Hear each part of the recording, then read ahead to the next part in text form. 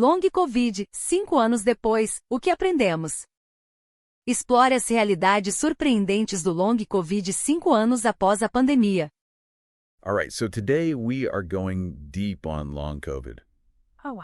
5 years, can you believe it? 5 years later? Yeah. Since the pandemic was declared. Really is. Yeah, so we've got some really interesting articles. Cool.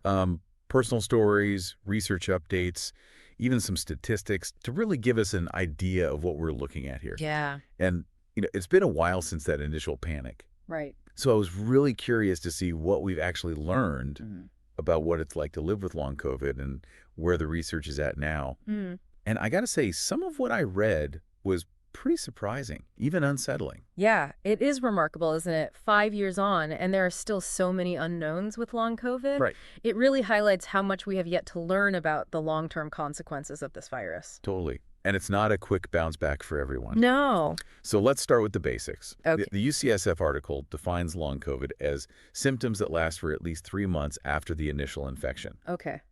But here's the thing. It's not just a cold that hangs on. We're talking over 200 documented symptoms, according to this UCSF article. And the CDC backs this up in a Yahoo News piece. Yeah. It just shows how different it can be from person to person. Absolutely.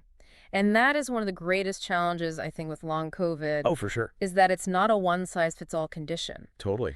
Some people experience primarily respiratory issues, whereas others might have neurological symptoms or even a mix of both. It's wild, right? Yeah. It's not just a cough or fatigue. We're talking debilitating fatigue. Yeah. One person even described it as bone tired all the time. I've heard that too.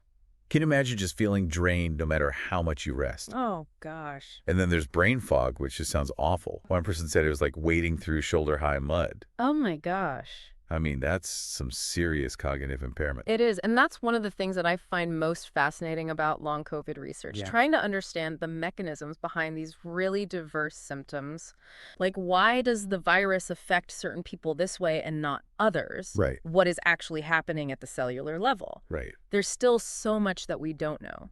So we've got bone-tired fatigue and brain fog. What else? Well. The articles also talk about dysautonomia. Yeah. And I even had to look this one up. Oh, yeah. It's basically your autonomic nervous system going haywire. So things like heart rate, blood pressure, digestion, Right. all that can get out of whack. Oh, wow. You know that feeling when you stand up too quickly and get that head rush? Yeah. Some people with dysautonomia experience that kind of dizziness and lightheadedness all the time. Oh, constantly. Yeah. And then, of course, there's the loss of smell and taste, which we heard a lot about early on in the pandemic. Right, right. And what's interesting is that all of these symptoms, as varied as they are, they often occur together. Oh, so you could have someone dealing with the fatigue and brain fog and dysautonomia. Right, all at the same time. All at once. Can you imagine trying to get through your day with all that? No, it would be. It's hard to fathom. Yeah. That's where the personal accounts really hit home. Right. Like this guy, Ed Hornick, whose story is in that Yahoo News piece. Okay. He's been battling this for 5 years. 5 years? And his experience is just, well, eye-opening. Yeah. He was initially misdiagnosed with walking pneumonia. Oh, wow. So he's dealing with all these symptoms, but nobody knows what's going on. Right. It took him months to get a long COVID diagnosis. Oh, gosh. It's a common theme, unfortunately. Early on, there was so much confusion. Yeah. And just a general lack of awareness surrounding long COVID. Totally. Even medical professionals weren't always equipped to recognize it or diagnose it properly. It's pretty crazy how far we've come in just a few years, though, right? Like we're actually having this conversation. But his story really shows how much those early misunderstandings impacted people. Even after he got the diagnosis, he was basically left on his own to figure things out. Oh, wow. He talks about all these doctor's appointments and trying different treatments. Right. Just looking for anything that could help. Yeah. He's even enrolled in research studies at Johns Hopkins and Mount Sinai. Oh, wow. Hoping to contribute to finding answers. Well, that's the thing with long COVID, right? There's no magic cure. Right. The Yahoo News article goes into some of the research. Yeah. It's fascinating, but it's so complex. Oh, yeah. They're looking at everything from autoimmunity and chronic inflammation to even the possibility that the virus could be lingering in the body somehow. Oh, wow. There's even a theory about microclots in the blood. Really? It's like this huge medical puzzle, and researchers are trying to put all the pieces together. That's really interesting. Yeah. It makes you realize that Even with all of our scientific advancements, we still have so much to learn about the human body. I know. And how it interacts with viruses like this. Absolutely. It really underscores the importance of research. For sure. And funding for this research. Totally. The UCSF article highlights Allison Cohen, who's an epidemiologist, but also lives with long COVID. Oh, wow. So she brings this very unique perspective, describing it as an energy-limiting condition. I see. And she uses this analogy called the spoon theory to explain it. Oh, the spoon theory. I've heard of that. Have you? Yeah, it's such a powerful way to illustrate those invisible struggles of chronic illness. It is. It really is. It's like you start each day with a limited number of spoons. Representing your energy. And every activity, even simple ones like getting dressed or making a meal, costs you a spoon.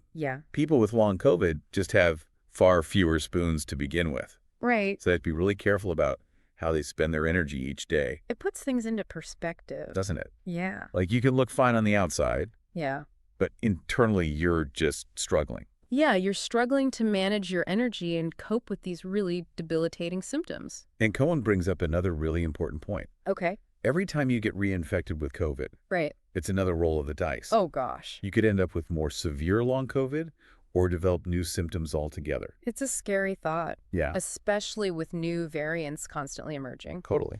She mentions that she takes a lot of precautions to try to avoid getting reinfected. Oh, wow. Which, of course, impacts her social life and activities. Yeah, I bet. It's a reminder that even as the pandemic fades from the headlines, this risk of long COVID is still very real. Yeah, for so many people. Yeah. And it's even more challenging because there are still no federally approved treatments for long COVID.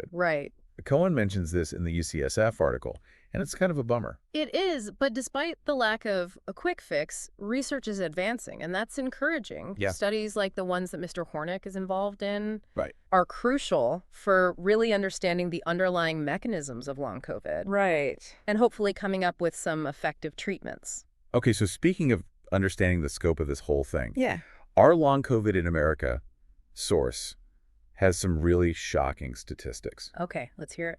Get this. 1 in 5 U.S. adults have experienced long COVID at some point. Wow, that really highlights the massive scale of this issue. Yeah, and even though the percentage of people currently experiencing long COVID is declining, it's still millions of individuals dealing with these long-term effects. Millions. It's easy to get lost in the numbers. Yeah. But each one represents a person. Exactly. Like Hornick or Cohen. Yeah. Someone facing daily challenges, trying to manage their symptoms.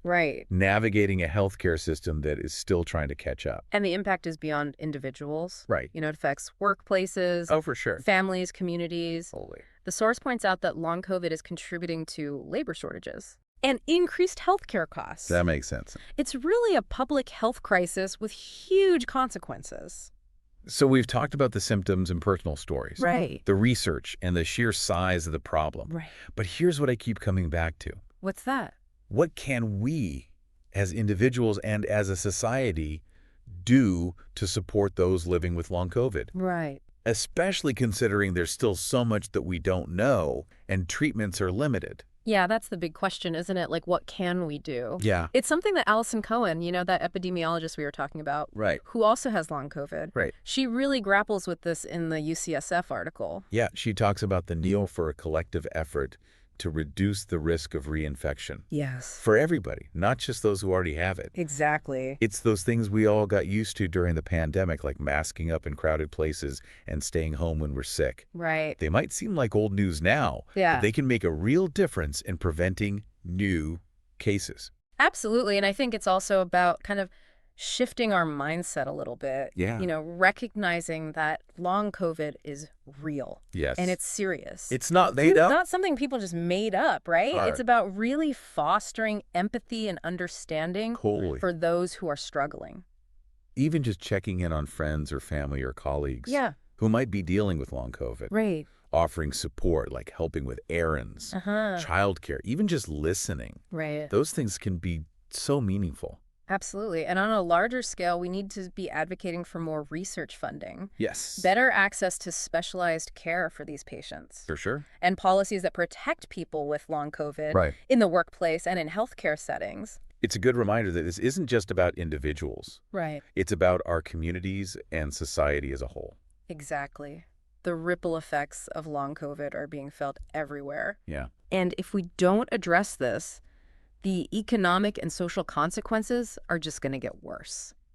I think what's most important is that we approach this with hope. Yes. And a willingness to learn and adapt as we go. I agree.